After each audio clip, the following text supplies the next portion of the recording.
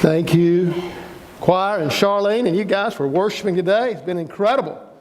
As we talk about a tale of two kings.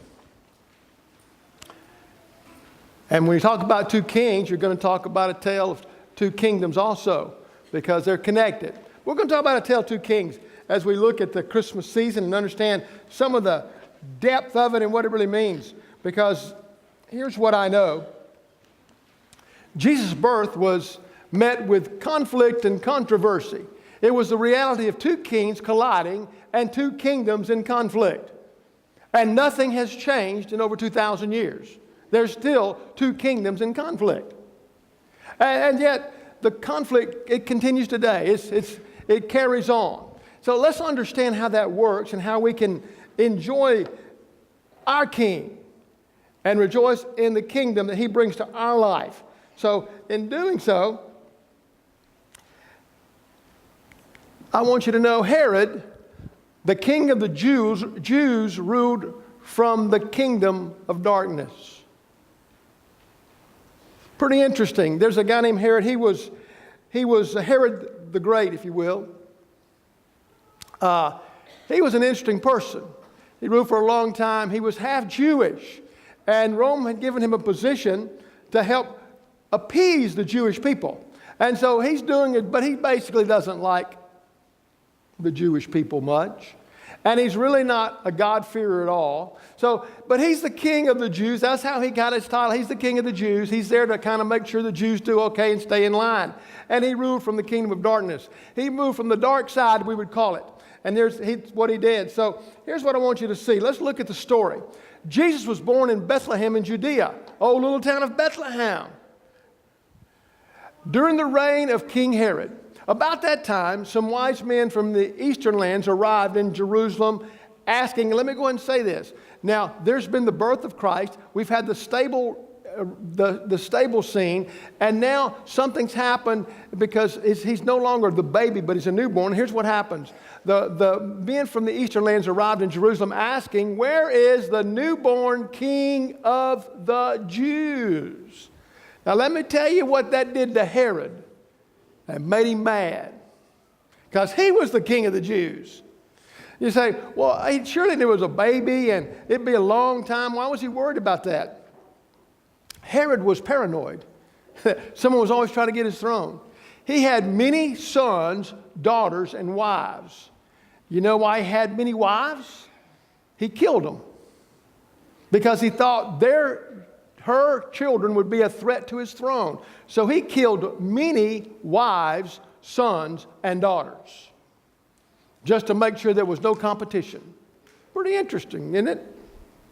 So now here comes some guys coming in saying, man, where's the newborn king of the Jews? Where's he at? We saw his star as it rose and we've come to worship him.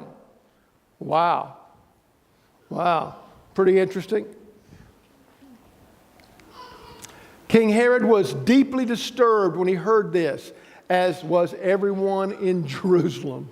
They were disturbed because he was disturbed. They knew this wasn't going to be a good thing, and they understood this. Let's go on. So here's what happened. He's disturbed. Let me tell you about this king. As we look at his life, number one, he was disturbed, partly because he was afraid. There was competition in town. There was a rival to his throne. So there was some degree of fear at what was taking place. A fear. Okay, who's going to challenge my authority? Who's going to challenge my rule of my life and my kingdom? Say, why is that important? Because we all feel we have a kingdom to rule. Every one of us. We have our own little kingdom. My kingdom. And I like to rule it. But there comes a point in time when my rule is challenged by one who is greater and wants to kind of be in charge of my life and take the mess and make it meaningful. And so Herod's going, I don't want to be a part of this thing. So when he heard this, he was kind of disturbed. And let's look further. Then Herod called for a private meeting with the wise men. And he learned from them the time when the star first appeared. He's now calculating. He's figuring out how old would this baby be. And then he told them, go to Bethlehem and search carefully for the child. And when you find him, come back and tell me so that I can go and worship him too. He lied. he was never going to worship this child. He's now being deceptive. He's being deceptive. He's not telling all the truth. He wants to go find him. That's true. He's not going to worship him.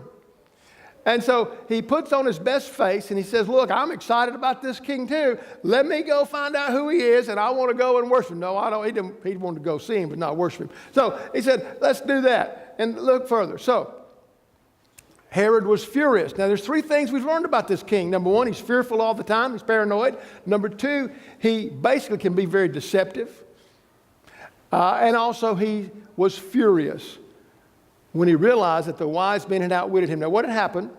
They left Herod's palace and they went down to look for Jesus.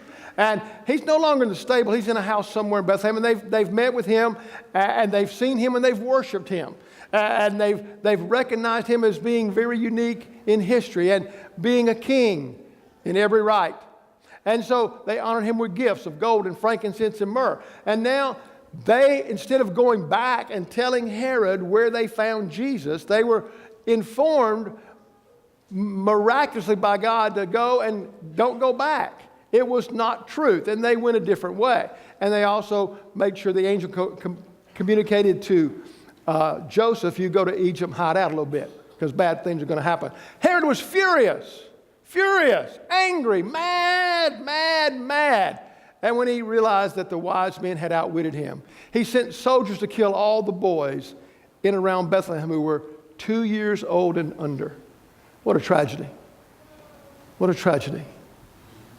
But what you understand is when you have a kingdom that operates out of the darkness, there's really no boundaries to what it can be and what it'll do. Based on the wise men's report of the star's first appearance. And there we find that's the story. Herod the Great wasn't so great. He ruled from a fear and from anger.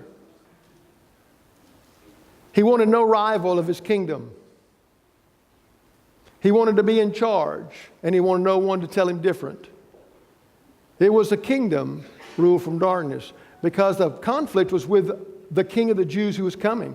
One to bring salvation to a people, one to bring a new day, a new way of life. And yet, Herod's the guy who characterizes the kingdom of the darkness. That darkness exists today. It functions today. And there's rulers and kingdoms around the world that operate from fear, hatred, anger, and deception.